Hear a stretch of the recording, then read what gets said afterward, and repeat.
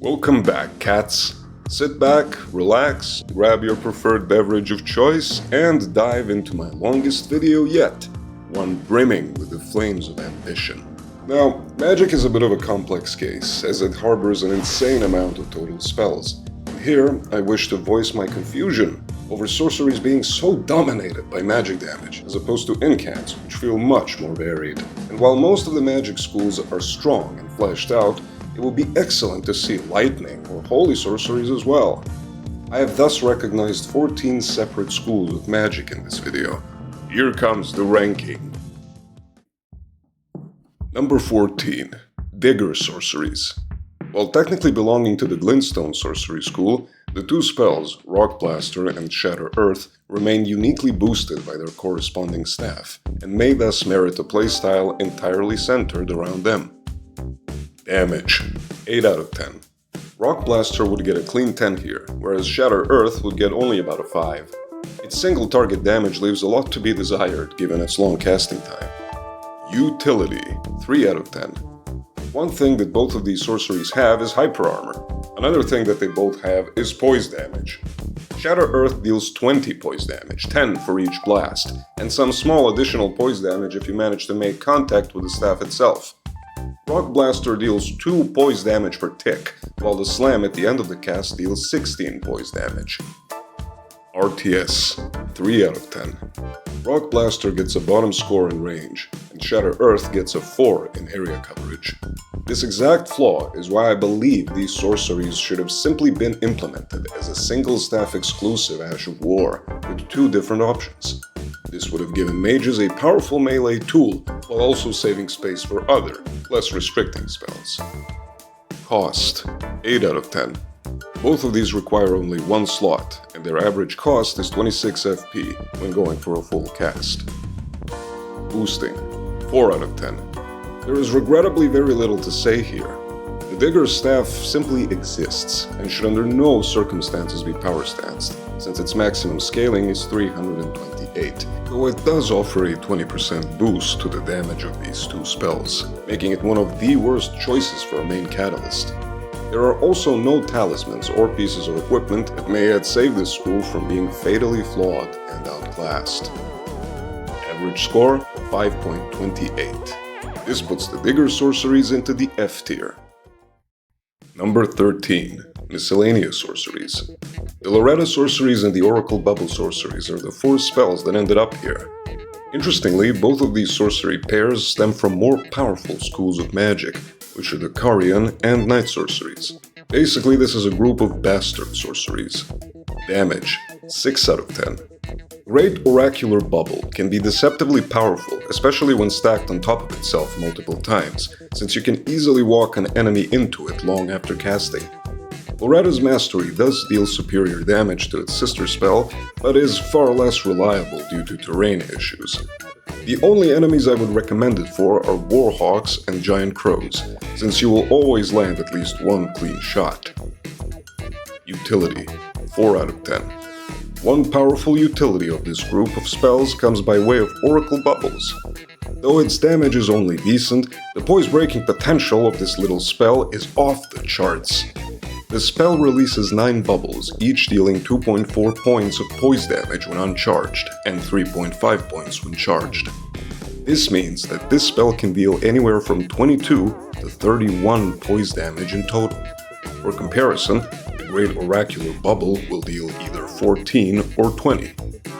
RTS. 8 out of 10. With the stellar range of Loretta's Great Bow also comes the unique trait of Great Oracular Bubble to hover long after being cast. This can be considered a delayed, if dreadfully inefficient, form of tracking, as it is fairly easy to guide an enemy into the blast, so I decided to give it a 5. Cost. 9 out of 10.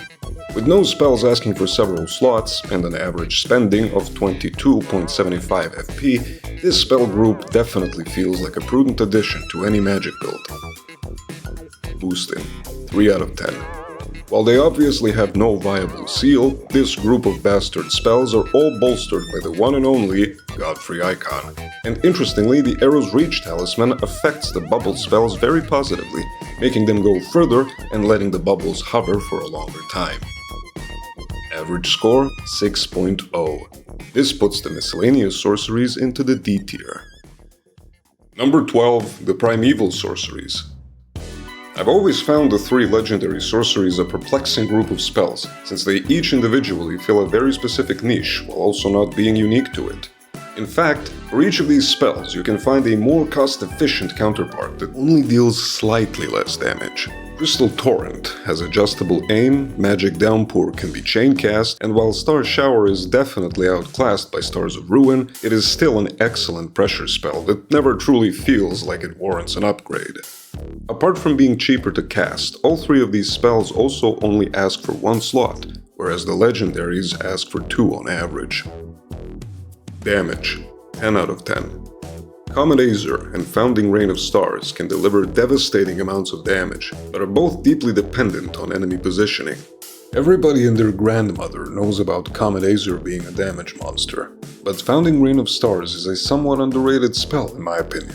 Most of you probably tried it once, immediately recognized its clunkiness and mediocre damage, and never used it again. The truth is, its damage creep is extremely noticeable once you start breaking the 400 sorcery scaling barrier. Additionally, most people seem to be trying to use this spell as a ranged multi-hit projectile spell, but that's not its intended use. Instead, try casting this onto yourself once the enemy aggro kicks in, and now you have a long-lasting damaging smokescreen which can beautifully complement your close-range theatrics. Utility 3 out of 10. The one unignorable utility of this spell school is of course Comet Azure's well-known applicability in completely annihilating any boss that doesn't know how to strafe. They are few and far between though, and the spell will feel much too clunky for most other encounters. RTS 9 out of 10. The range on Comet Azure is very strong, and only falls short when compared to the very best snipers in the game.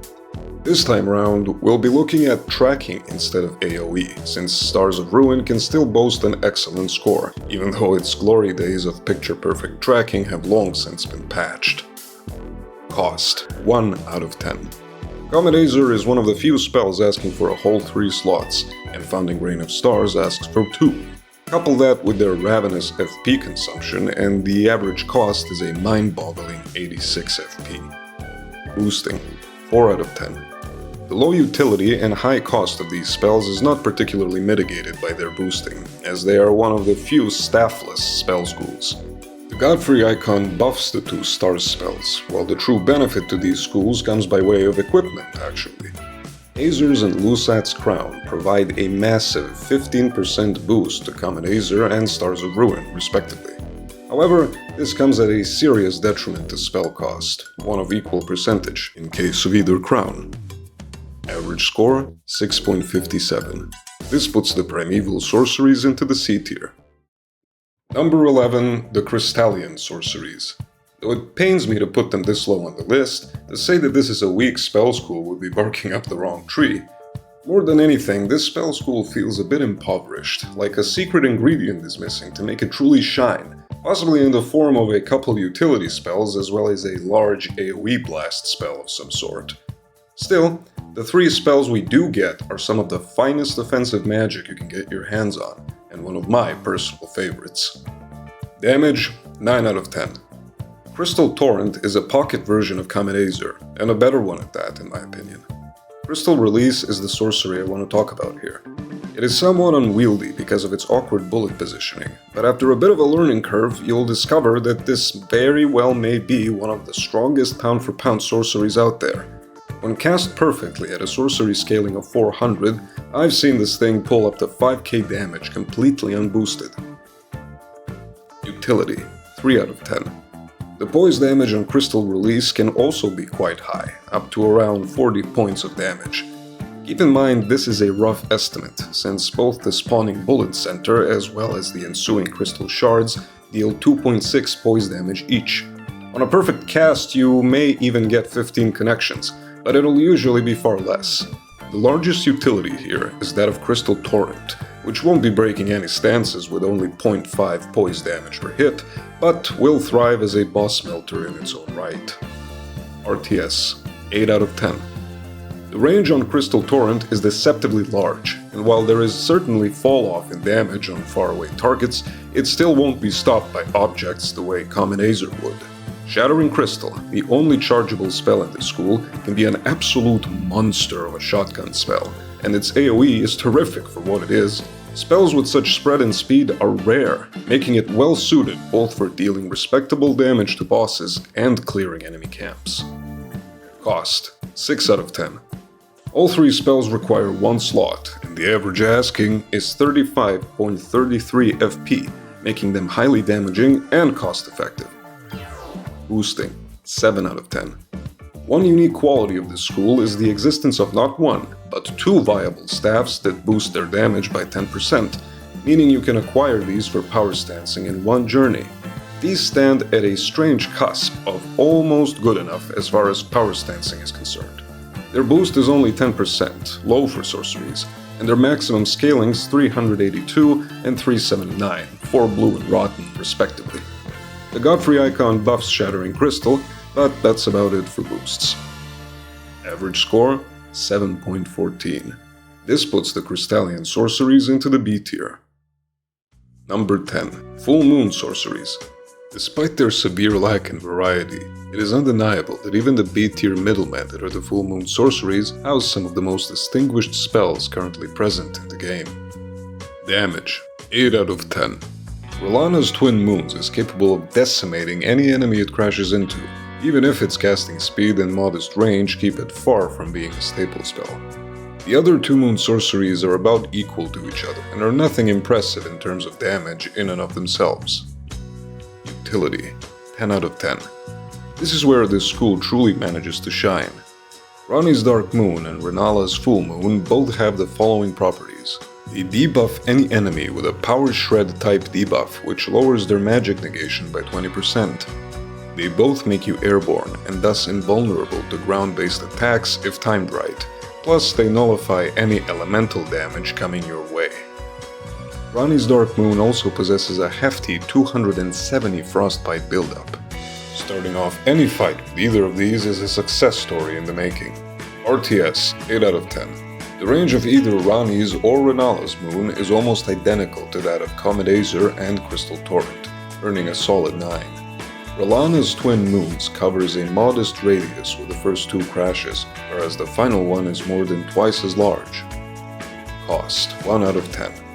The average cost is 100.66 FP, and all of these ask for 2 slots.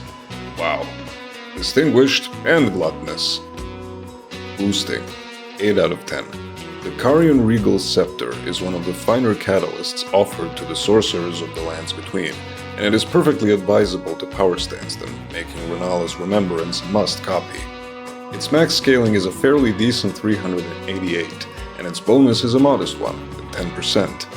Ranni's Dark Moon is also classified as a cold sorcery, earning it the powerful bonus from the Snow Witch Hat at 10% extra damage. Average score: 7.28. This puts the Full Moon sorceries into the B tier. Number 9. Aberrant sorceries.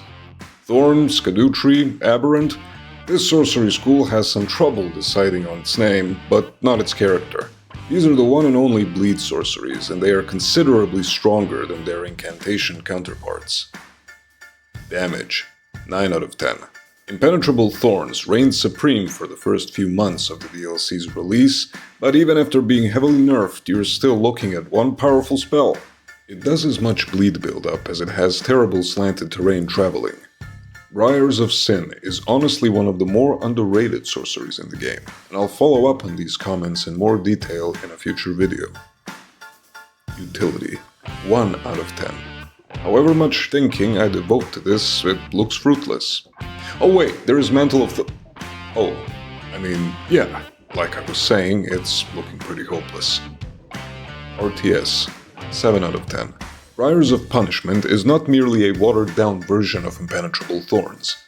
Both offer a unique form of ground-based tracking projectiles, yes, but the base game spell can travel just as far while also traveling up steep hillsides and walls.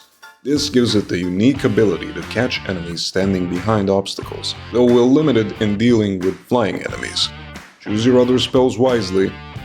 Sin also gives you some decent hyper armor for the cast itself, and will never fail to activate the Lord of Blood's exaltation, unlike its ranged colleagues.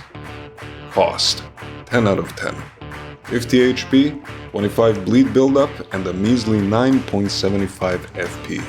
That is all that's necessary to cast your average aberrant sorcery, all for a single slot each.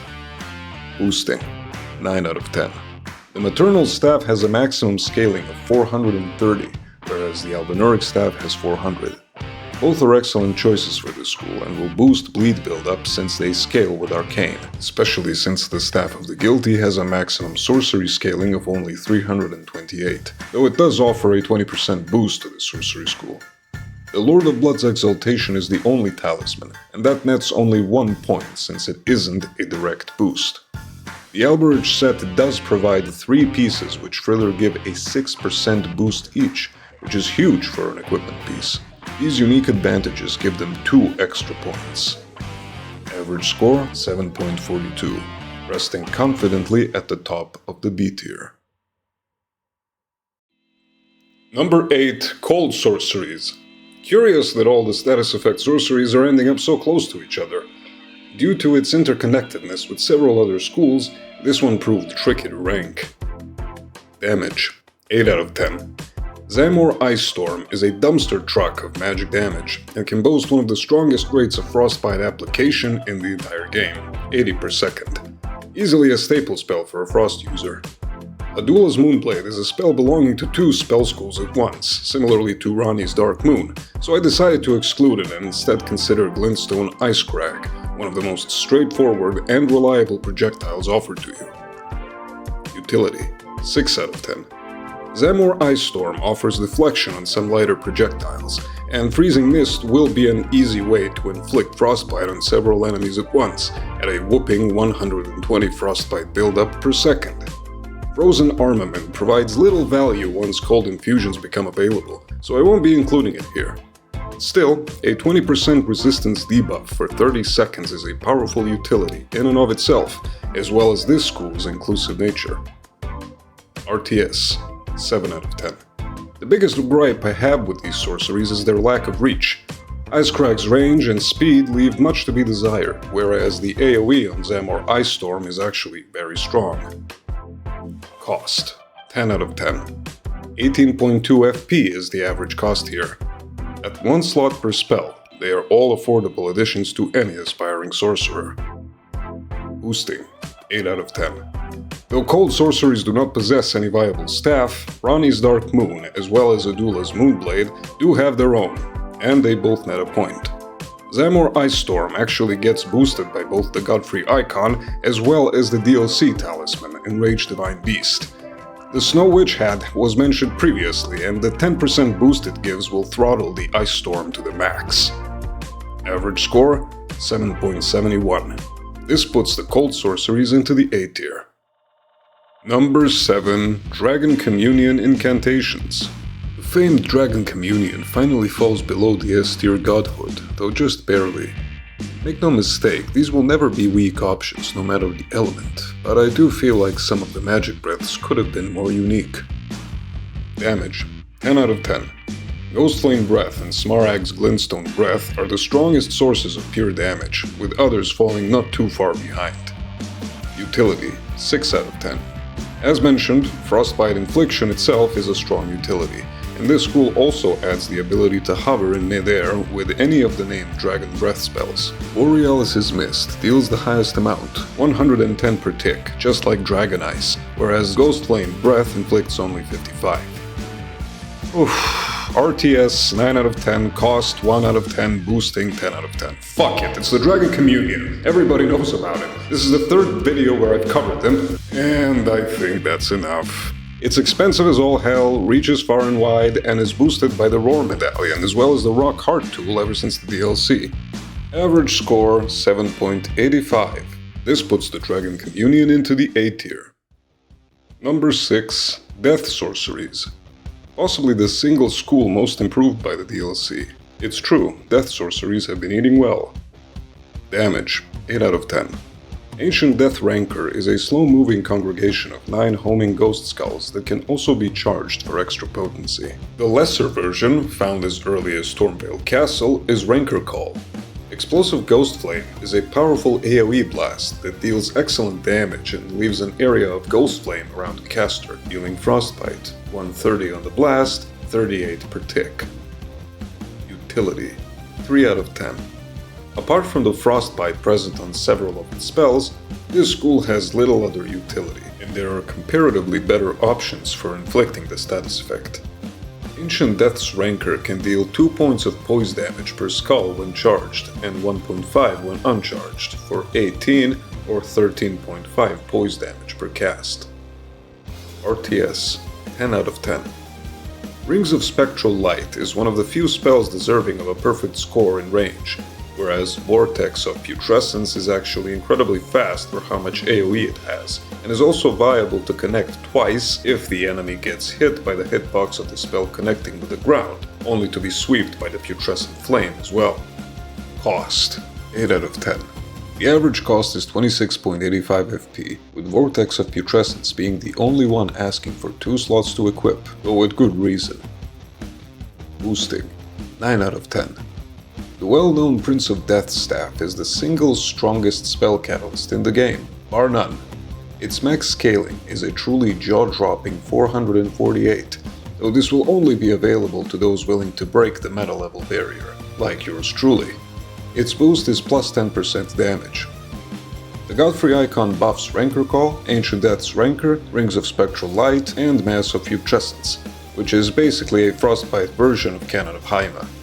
I should also mention that, for whatever reason, none of the DLC sorceries are boosted by the Prince of Death staff.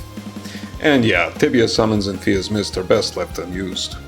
The final point is gifted by the Grave Bird Help, which boosts Rings of Spectral Light by an additional whopping 15%, though this isn't a great damage spell, which is why I can't give a full 2 points. Average score, 8.0. And while this would place the Death Sorceries just into the S tier, I will commit veto here and keep them at the very top of the A tier, which is where I think the school belongs, due to its full potential being reserved for very high levels only. Number 5. Night Sorceries. Celian sorcerers are quite fond of this spell school, as I'm sure many of you are as well, knowing one particular spell it houses that pretty much solved every problem you ever had. Damage, 8 out of 10. Yes, Night Comet is a beastly spell, but the issue of this spell school is that no other spell even stands out. I'd put Night Maiden's Mist here, but it actually deals standard physical damage, so we're left with Night Shard, which deals identical damage to Swift Glintstone Shard, but cannot be detected by enemies, making it a direct upgrade. Utility, 7 out of 10. The pervasive quality of these spells to be undetectable by enemies and effectively bypass their dodging mechanic cannot be ignored as a major, if situational, utility, since not all enemies in the game are designed to dodge. A small additional benefit comes by way of Ambush Shard, a spell dealing below average damage, but being particularly effective against those who use shields or have weak points on their back, like the Golem Smiths in the DLC. Eternal Darkness is just not a very effective spell, and Unseen Blade is strictly a PvP spell. Unseen Form, on the other hand, will not only allow for some amusing tomfoolery, but will genuinely make traversing the world a breeze, since it severely lessens your enemy's ability to detect you, additionally leaving them open for extra damage. RTS, 7 out of 10. Night Comet has excellent range. It will pierce through several targets instead of dissipating on contact, whereas Night Maiden's Mist is a necessity for this school, because it provides the only source of any AoE whatsoever. It is to be used for crowds of trash mobs exclusively, and its wide area coverage will actually work against you if you're not careful, because it damages your character as well as the enemies. Cost, 10 out of 10. With an average asking of 19.83 FP and no multi-slot spells, the school just barely squeezes by with a perfect score. Boosting, 9 out of 10.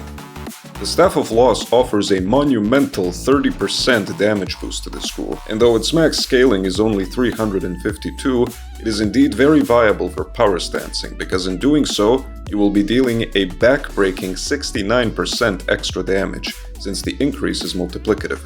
The Godfrey icon makes Night Comet even more unfair, and Arrow's Reach talisman actually affects Ambush Shard, so one more point is warranted. Average score 8.0. This puts the Night Sorceries into the S tier. Number 4. Finger Sorceries. The DLC Sorcery School is all meat, no fat. Though it houses only 4 spells, every single one is strong and useful in its own way. Damage 7 out of 10. Glintstone Nails will be your main boss melter, with Fleeting Microcosm being a great spell for clearing up crowds and zoning when used with some forethought, given its powerful delayed blast. Utility 7 out of 10. Though I already included Cherishing Fingers in the Physical Damage Spell School video, I will only be considering its defensive capability here. I'll mention again, this is the only spell in the game that deals strike physical damage. It shields the caster from any physical or elemental damage projectile, whereas Glintstone Nails is one of the best ranged poise-breaking spells in the entire game. 6 projectiles dealing 2 poise damage when uncharged and 4 when charged, for 12 to 24 poise damage in total. RTS 9 out of 10. While the range on Glintstone Nail, a more cost-efficient version of its big brother spell, is only average, the tracking on both of these spells is off the charts. Fleeting Microcosm also never gets its impressive range mentioned. With its follow-up blast, it can rival things like corkable fire projectiles. Cost 10 out of 10. As if they weren't looking good enough, none of these ask for more than a single slot, and they have a very affordable average casting price of 19.75 FP. Boosting 10 out of 10. The Maternal Staff provides a decent boost to these sorceries at 15%, and it is advisable to power stance these, as the maximum incant scaling is 430, making it as powerful as Lusat's staff, while also not depleting your FP as ravenously. The Godfrey icon buffs every single spell here, as does Finger Robe by 8% to be exact. Average score 8.42. This places the Finger Sorceries into the S tier. Number 3. Gravity Sorceries. Radahn is turning in his grave at the idea of a bronze medal, but the truth is he's got nothing to be ashamed of. I've covered the gravity sorceries extensively in my Physical Spell School's ranking video, so please refer to it for more information. Here, I will only include things that I missed there. First thing to note, Meteorite and Meteorite of Estelle deal both physical and magic damage. They are roughly 64% physical and 36% magic damage. Blades of Stone and Rocksling are pure physical and the rest are purely magical. Here's what the scores were and how they changed. Damage 9 out of 10 thanks to Meteorite of Estelle and Blades of Stone. This is unchanged. Utility 4 out of 10 due to the excellent poise breaking potential. I have upgraded this to a 7 out of 10 because of the crowd control added by Gravitational Missile and Collapsing Stars, with Gravity Well being a cheaper version of it. RTS 10 out of 10. No change here. Meteorite of Estelle gets a 10 in AoE and Rocksling can secure a 9 for range. Cost 4 out of 10. This is now a 5 out of 10, with the average cost being 44.44 FP. Meteorite of Estelle and Blades of Stone ask for 2 slots. For boosting, I gave the school a 7, though now I think it should have been a 9. The final score was 7.57, meaning I would upgrade it to a 7.85, which would still leave them at an A-tier option in physical spells, and at the same spot in the ranking, where they also placed 3rd, interestingly enough. But here's what I missed. Blue Dancer Charm buffs any physical damage spell, of which there are several here.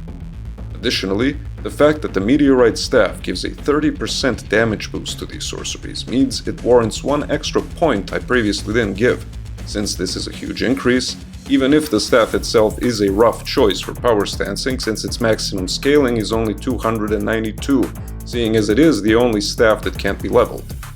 The icing on the cake is that Flame Grant Me Strength can sometimes replace Howl of Shabriri, because it also buffs physical damage, giving you more survivability and versatility in effective buff stacking. This means the boosting score is, in fact, a perfect one. Average score 8.57. This puts the Gravity Sorceries at the very top of the S tier. Number 2. Glintstone Sorceries. Blue Pew Pew, the bread and butter of any real sorcerer. Damage, 10 out of 10. Shard Spiral for big dudes, Comet for everything else. It's just that simple. Utility, 10 out of 10. The school doesn't just deal a metric fuck ton of damage, it also offers a lot of committed utility sorceries. Terra Magica increases your spell damage by 22.5%, as long as you are standing in the range of its circle, which lasts 30 seconds. Scholar's Shield is a truly interesting spell here. It functions the same exact way as Shield Grease, but superior.